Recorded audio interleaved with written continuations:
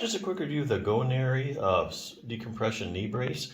So this brace is made specifically for people that are having some kind of knee problem or have some kind of knee pain. The idea here is that you put on the brace and it supports the soft tissues around the knee, supports the joint, restricts knee motion a certain amount. So that way your knee has a chance to rest, recover. It doesn't get so overstressed as you're doing things. So it's kind of a prevention thing there too. A few points about this particular brace. It does have steel plates on the side for support, so you're getting a lot of good support there. This isn't like a lot of these sleeves, knee sleeves I'm looking at, they say they're braces. Well, no, this is really a true brace. This has some great support on the side. The other thing is it has the silicone ring around the patella or your kneecap, you can see here. So if you do need some extra support for your kneecap, like you've had trouble with it subluxing or moving out to the side or dislocating, this would be a good choice. Anyway, other things you can do for your knee besides a brace, I'm getting this from Bulletproof Your Knee. If you have any kind of knee problem, make sure you're strengthening your quadriceps muscle, at least with one exercise. I'll tell you why.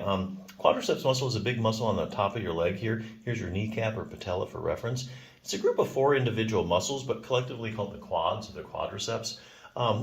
This is the major stabilizing muscle of your knee. So it's got to be working, efficiently in order for you to have a pain-free knee. So what researchers are doing is they're looking at people with various knee problems, and they're finding when they test all the muscles around the knee, that basically it's just the quadriceps that there's a problem with. And basically the problem is there's decreased strength, or some of these studies, it's just not as strong as it should be, or when they do, like some of these studies doing CT scans looking at cross-sectional area, they're finding it's actually smaller than normal. So there's a selective problem with the quads when it comes to knee issues. So knee swelling in the quadriceps, one study demonstrated even if you have as little as 20 milliliters of fluid in your knee, which is just over a tablespoon, it's enough to decrease the strength of your quadriceps muscle. So if you have any kind of acute or chronic long-term swelling, chances are your quads are weaker than they should be. Knee injuries and the quadriceps, if you have any kind of, like say you broke your lower leg bone, your tibia, surgical opening hip, prior knee surgery, researchers go around testing the knee here. Again, they find decreased quadriceps strength. Ligament problems, these are anterior cruciate ligament. You've heard of the ACL, like football players tearing their ACL. Look at this, one study looked at people who completely ruptured their ACL. Researchers found that strength of the quadriceps muscle in the injured leg was decreased by 25 to 30%. So here you're taking the major stabilizing muscle of your knee and you're knocking its strength down 25 to 30%, a quarter. Then it's going to be hard to get pain-free or get back to normal unless you build that back up. Same thing with the posterior cruciate ligament, medial collateral ligament. Knee pain, they find people have a lot of knee pain just alone. It decreases the quad strength. Knee arthritis in the quadriceps. This is an interesting one. If you Google like knee arthritis and quadricep strength, you'll find it's very, very consistent that when people have knee arthritis, they usually have quadricep strength decrease.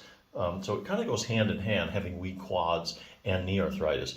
Now, there are lots of randomized controlled trials out there actually showing that if you take a bunch of people with knee arthritis and you strengthen just their quadriceps muscle, that their knee pain starts to go away. And some of these studies are even finding that the people with the stronger quads have the least progression of their knee arthritis. So, got a lot of good reasons if you have knee arthritis to strengthen those quads.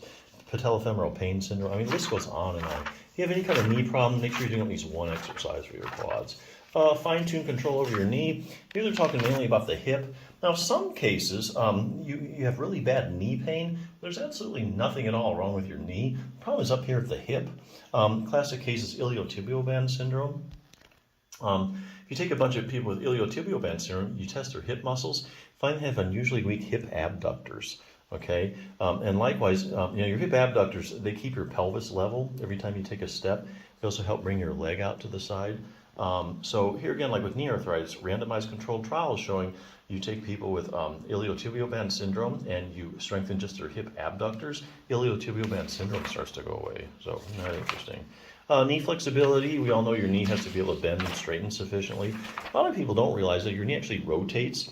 About the last 10 or 15 degrees of you straightening your leg or of extending your leg out, your leg actually rotates laterally. So it's about 10 to 15 degrees. You have that rotation to get all the way to perfectly straight. So that's an accessory motion that you need for a fully functioning knee. Here's a little test to see if your knee is actually rotating like it should. Other things you can do, dynamic knee stability. Here they're talking about proprioception. Proprioception is your position sense.